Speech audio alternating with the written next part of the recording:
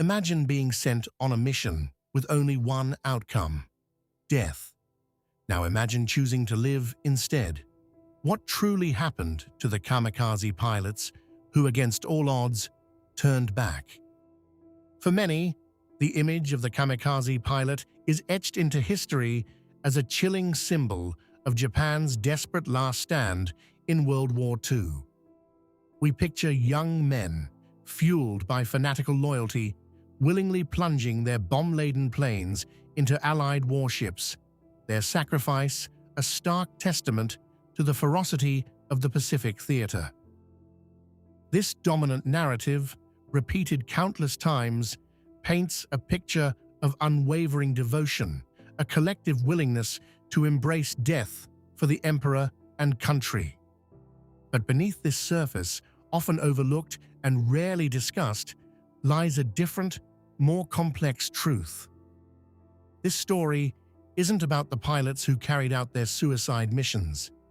It's about the remarkable individuals who defied them, the ones who chose life when death was the expected, honorable path.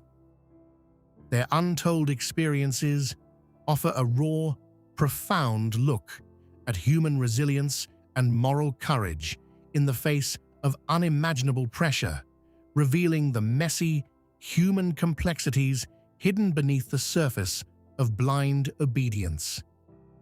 These are the stories of the kamikaze pilots who refused to die. The kamikaze program, officially known as the Shinshu Tokubetsu Kogekitai, or Divine Wind Special Attack Unit, was born from the ashes of Japan's rapidly dwindling naval and air power in late 1944. As the war turned decisively against them, conventional strategies proved increasingly ineffective against the overwhelming industrial might of the Allied forces. Japanese commanders, facing catastrophic losses at sea and in the air, sought a radical solution, a weapon so devastating and psychologically powerful that it might turn the tide, or at the very least, buy time. The idea was brutally simple: weaponize the pilots themselves. Instead of relying on bombs dropped from a distance, pilots would guide their aircraft, often barely fit for flight, and laden with explosives directly into enemy vessels. This was not just a tactic, it was a desperate, calculated gamble to inflict maximum damage and break the morale of the approaching invasion fleet. The recruits for these special attack units were often disturbingly young, some barely out of their teens. Many were university students, conscripted and given rudimentary flight training in obsolete aircraft. They were told their sacrifice would protect their homeland, their families, and their emperor. Indoctrination was intense, steeped in the ancient warrior code of Bushido, which glorified honor, duty, and death over surrender or defeat. They were expected to embrace their fate, to become human bombs, and in doing so, achieve ultimate glory. From October 1944 until the war's end, approximately 3,160 kamikaze pilots embarked on these one-way missions. Their attacks did indeed inflict significant damage, sinking dozens of ships and damaging hundreds more, resulting in heavy casualties among Allied naval personnel. The psychological impact on Allied sailors witnessing these horrific intentional attacks was profound. Yet, even within this system designed for ultimate sacrifice, a hidden undercurrent of defiance remained, a quiet rebellion of the human spirit. While the vast majority of these pilots flew to their deaths, historical records, often suppressed and difficult to uncover, hint at a different story for a courageous few, pilots who turned back. These acts of defiance, though rarely celebrated or even acknowledged by the Japanese military at the time, provide a vital and often heartbreaking glimpse into the profound human cost of war and the complex psychology of men pushed to the absolute edge. Why would a pilot facing such immense pressure, choose to return. The reasons were as varied and deeply personal as the individuals themselves. For some, the overwhelming visceral grip of fear proved too powerful to overcome. Imagine sitting in a flimsy cockpit, fuel tank full, bombs armed, knowing your destination is a fiery explosion. The roar of the engine, the vastness of the ocean stretching before you, the stark reality of impending death. For a pilot, perhaps with limited experience, the terror could be paralyzing. The instinct for self-preservation, a fundamental drive deeply embedded in every living creature, might simply override every ounce of training and indoctrination. They might launch, fly for a time, perhaps even spot a target, but the sheer horror of the act, the finality of it, could render them unable to push forward. Accounts, though often indirect, speak of pilots flying in circles, searching desperately for a target, or simply returning when their fuel was low, claiming mechanical failure or an inability to locate the enemy fleet in the vast expanse of the Pacific. These were not excuses born of cowardice in the traditional sense, but often a genuine, gut-wrenching response to an impossible situation where the human body and mind simply refused to carry out the fatal act demanded of them. Then there were those who, amidst the fog of war and intense nationalistic fervor, began to question the very morality and effectiveness of the kamikaze strategy. These were the more intellectually inclined, perhaps, or those whose personal sense of ethics struggled against the brutal logic of their mission. They grappled with the intense, overwhelming indoctrination of Imperial Japan, the Bushido Code that demanded unquestioning obedience and sacrifice. Was this truly honorable? Was trading one life for a minor dent in the overwhelming Allied war machine a worthy exchange? Or was it simply a desperate, wasteful act that achieved little beyond a temporary delay and the unnecessary deaths of young men? These pilots, driven by a deeper sense of their own worth as individuals, might have consciously chosen to disobey their mission, not out of fear, but out of a profound, quiet conviction that their lives and the lives of others held a value beyond what their military commanders decreed. They might have seen through the propaganda, understanding that Japan was losing and that their individual sacrifice would not alter the inevitable outcome.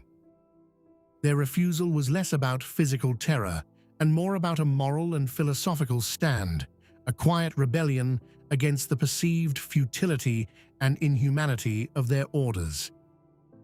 These were men who, in the crucible of war, reconnected with their fundamental survival instinct, and perhaps more importantly, with their individual humanity, choosing to believe that there was still something to live for, even in a world consumed by conflict. Of course, the Japanese military could not openly acknowledge or tolerate such acts of defiance. The kamikaze program relied heavily on the unwavering belief in its necessity and the absolute commitment of its pilots. Any hint of dissent, any sign that pilots were faltering or turning back, threatened to unravel the entire terrifying premise. Therefore, the repercussions for turning back were severe and brutally punitive, though often handled in secrecy to maintain morale and the image of unwavering resolve. Pilots who returned, for whatever reason, faced immediate demotion. Their reputations were shattered, their honor irrevocably stained within the rigid military hierarchy. They faced professional ostracism, branded as failures, even cowards, by their peers and superiors. The shame, particularly within a culture that emphasized collective honor and adherence to the Bushido Code more than anything else, would have been immense, a psychological burden perhaps as heavy as the fear of death itself. Many would be subjected to intense interrogation, their explanations meticulously scrutinized, their mental state assessed for any sign of weakness or disloyalty. In some documented instances, pilots who returned were simply forced to repeat their deadly mission. Imagine the psychological torment. You faced death, hesitated, and now you must face it again, knowing that this time failure to comply would likely mean disgrace, or even worse. Some records suggest that returning pilots were sometimes assigned to ground crews, effectively stripped of their pilot status and condemned to a life of manual labor, a public humiliation for those who had once been hailed as heroes in waiting. There are even whispers, though less supported by widely available historical accounts, of pilots being executed for insubordination, though this would have been kept incredibly secret to avoid undermining the narrative of willing sacrifice. The pressure to adhere to the Bushido Code, the warrior's path that emphasized honor above all else, was a suffocating force. It dictated that surrender was never an option, and that a glorious death in battle was the pinnacle of existence. To turn back was not just to disobey an order, it was to betray the very essence of this sacred code, to disgrace oneself, their family, and their nation. These turned-back pilots, therefore, offer a powerful counterpoint to the dominant, the often one-dimensional image of the kamikaze pilot.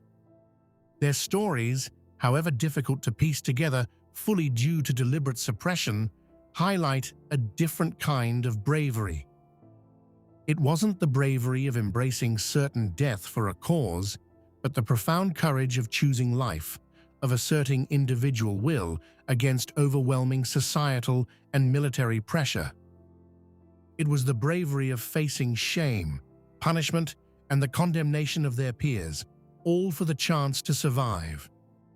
Their existence reminds us that even in the most extreme circumstances, where conformity and sacrifice are brutally enforced, the human spirit can find a way to resist, to question, and to yearn to survive.